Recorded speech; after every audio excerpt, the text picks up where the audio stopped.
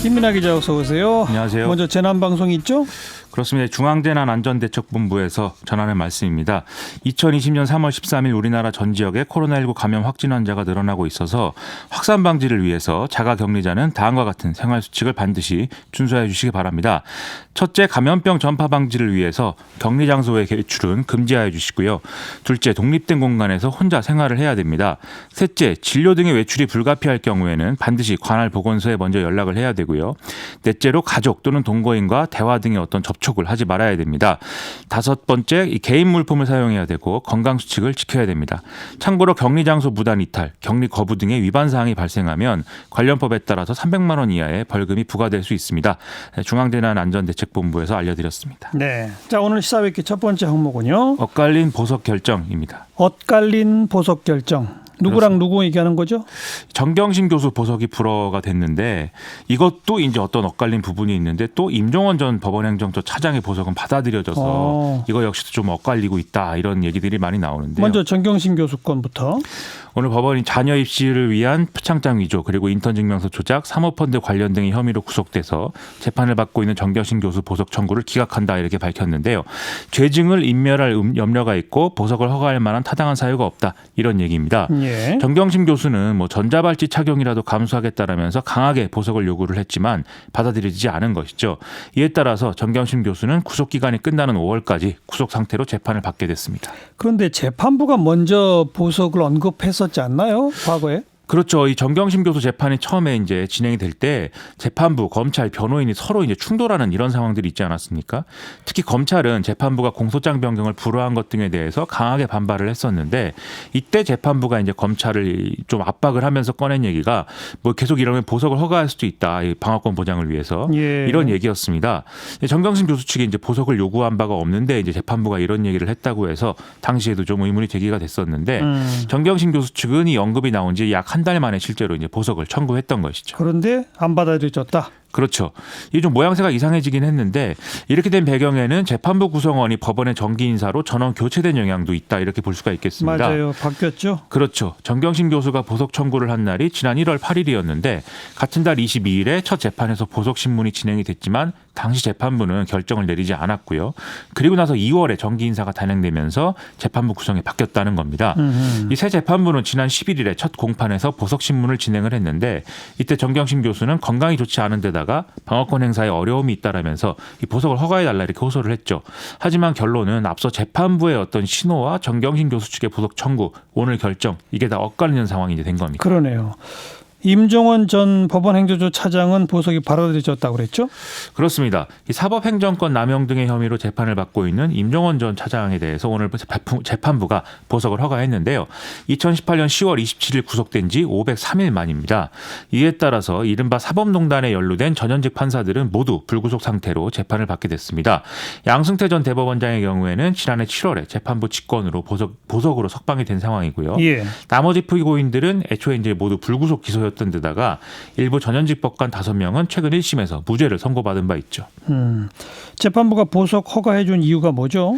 임종원 전 차장이 지난 10개월간 이 하급자인 행정처 심의관을 비롯한 사건 참고인들과 연락을 할 수 없는 상황이었고 그 사이에 일부 참고인들은 또 퇴직을 해서 이 피고인이 사건에 미칠 수 있는 영향력이 감소했다 이렇게 판단했다는 건데요. 예. 또 다른 일부 참고인들의 경우에도 여러 재판에서 증언을 마쳤기 때문에 보석을 허가할 수 있는 조건이 된다 이렇게 봤다는 겁니다.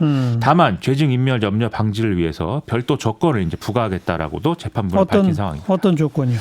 법원이 지정하는 일시에 지정한 장소에 출석을 해야 되고 증거를 인멸하지 않겠다는 서약서를 이제 제출하도록 했고요.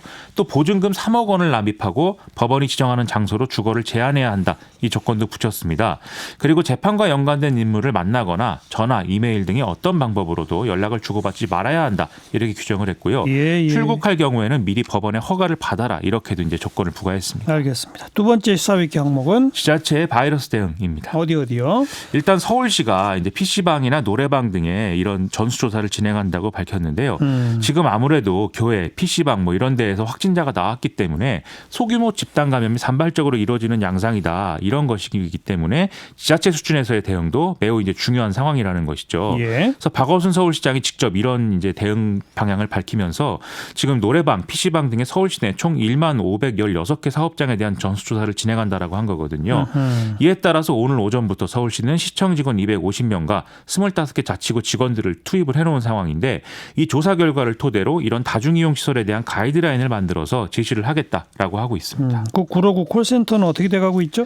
오늘 구로구 보건소에서 박원순 시장이 온라인 브리핑을 진행하면서 밝힌 내용을 보면 확진자들이 해당 건물의 11층에 집중되어 있는 상황이고 또 동선 조사도 대부분 완료됐다는 점에서 큰 불은 잡아가고 있다라고 이제 얘기를 했습니다. 하지만 방심할 수 없기 때문에 가능한 한 빠르게 대응하고 이걸 통해서 조기 진화와 확산 저지를 이제 가능하게 하겠다 이렇게 강조를 했는데요. 이 구로구 콜센터 확진자 중에 가장 빠른 증상 발현이 지난달 22일이었기 때문에 예. 그 하루 전인 21일부터 3월 11일까지에 해당 빌딩 방문한 사람을 다 파악을 하겠다라고도 얘기를 했습니다. 아울러서 서울시 관내에 417곳의 민간 콜센터에 대한 긴급 현장 점검도 진행 중인 상황인데요. 어제까지 80% 넘게 점검을 마쳤고 오늘까지 모두 마친다 이렇게 얘기를 한 상황입니다. 그리고 박원순 시장은 콜센터 집단 감염이 주로 비정규직 저임금 여성 노동자들에게 일어났다는 점에서 이런 환경이 콜센터만 있는 것은 아니기 때문에 노동자의 작업 환경과 안전에 앞으로 주목해야 된다라고도 강조를 했습니다. 네, 서울은 그렇고 대구는 어때요 지금? 일단 확진자 증가세가 둔화하는 상황이어서 그나마 다행이다라고 얘기를 할 수가 있겠는데요. 오늘 대구시와 중앙방역대책본부가 밝힌 바에 따르면 0시 기준 대구 지역 확진자 5,928명으로 전날보다 61명이 늘어났습니다. 이게 지난달 25일 이후에 증가폭이 가장 작은 숫자다 이렇게 볼 수가 있겠는데요. 다만 신천지 외의 일반 시민 사이에서 확진 환자가 계속 나오고 있어서 이건 좀 우려가 제기가 되고 있습니다. 그리고 권영진 대구시장은 오늘 이제 대구에 국한해서 판단을 할 때 오는 23일 개학은 좀 이르다라면서 지금은 경계를 늦출 때가 아니라 더 철저한 방역 대책을 추진하고 사회적 거리 두기를 실천해야 할 때이다 이렇게 강조를 했습니다. 즉 대구시 교육청하고 이 대구만이라도 개학을 연기하는 문제를 좀 논의를 해보겠다라는 얘기였습니다. 대구가 아니더라도 개학 연기 주장은 계속 나오잖아요. 그렇죠. 오늘 이제 교총이 보도자료를 통해서 지금 같은 지역사회 감염 추세가 이어지면 개학 연기는 불가피하다고 본다 이렇게 밝혔는데요. 일선 학교에 지금 개학일인 23일에 자녀를 등교시키지 않게 하기 위해서 현장 체험 학습을 신청한다라는 부모들의 문의가 또 이어지고 있다는 겁니다. 예. 여기다가 학생들에게 제공할 마스크라든지 뭐 이런 것들을 현장에서 확보하는 게 지금 불가능한 상황이라는 것도 고려해야 된다는 건데요. 이 청와대 국민청원 게시판에도 이 여러 가지 이유로 초중고 개학을 추가 연기해야 한다는 주장들이 계속 올라오고 있는 상황입니다. 그래서 오늘 오후 기준으로 이 청원 참여 인원수는 6만 명을 돌파했다 이런 얘기도 나오고 있습니다. 교육부는 뭐라고 합니까? 일단 어제 유은혜 부총리 겸 교육부 장관이 개학이 추가 연기되면은 수업 일수 감축이 문제가 되고 수능 일정 변화까지 이어질 수 있어서 고민이 큰 상황이다라고 얘기를 했는데 그러면서도 대구 경북이나 서울 등의 좀 상황이 심각한 지역에 한해서는 개학을 연기할 수 있도록 교육청에 권한을 줄 수 있을 것이다 이렇게 가능성을 좀 언급을 해놓은 상황입니다. 그래서 교육부는 이런 상황을 고려해서 16일쯤 개학 추가 연기 여부를 결정하는 어떤 자리를 마련하겠다라고 얘기를 하고 있습니다. 16일. 그렇습니다. 그리고 전주시가 재난 기본소득을 전국 최초로 도입하기로 결정을 했다고요?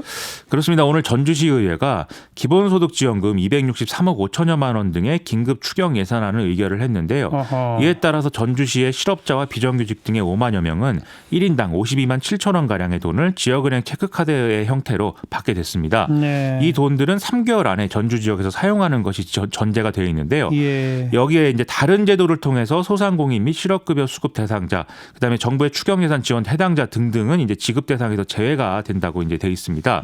전주시는 여기 이것 외에도 영세 소상공인들의 공공요금 지원이나 4대 보험료 사업자 부담분 지원 등을 같이 실시한다는 계획인데요. 지금 중앙정부 차원에서의 대책이나 국회 추경 처리 등이 좀 시간이 좀 더 걸릴 수 있을 것 같으니까 지자체가 이런 자체적인 대책을 계속 마련하고 실시하는 게 중요한 상황일 것 같습니다. 그러네요. 세 번째 항목은요. 법인 취소되는 신천지입니다. 이 법인 취소하려면 무슨 청문 절차를 밟아야 한다고 그랬죠? 그렇습니다. 오늘 어떻게 했어요? 오늘 오후 2시에 이 청문 절차가 진행될 예정이었는데 신천지 측에서 참석을 하지 않아서 이제 진행이 안 됐다고 합니다. 그래서 서울시는 앞으로 법인 취소와 관련된 소명 자료를 제출해 달라는 요구를 한 번 더 한 다음에 예. 답신이 없으면 이달 안에 법인 취소 절차를 밟을 계획이다라고 설명을 하고 있습니다. 네. 내일이 신천지 창립일이라던데 무슨 집회 한답니까? 전국에서 크고 작은 모임들이 있을 수가 있어서 좀 여러모로 걱정인데 대구시의 경우는 내일 교인들의 모임이나 교회 집회 시도가 있는지에 대해서 경찰과 협조해서 모니터링을 하고 있다 이렇게 밝혔습니다. 지금 행정명령으로 이런 것들을 금지해놨기 때문에 이거 어기면 엄벌 조치하겠다 이렇게도 밝혔고요. 다른 지자체도 순찰을 강화하는 등의 적극적 조치 시행 중인 그런 상황입니다. 네. 모이지 말아야죠. 그렇죠. 수고하셨어요. 고맙습니다. 김민아 기자였어요.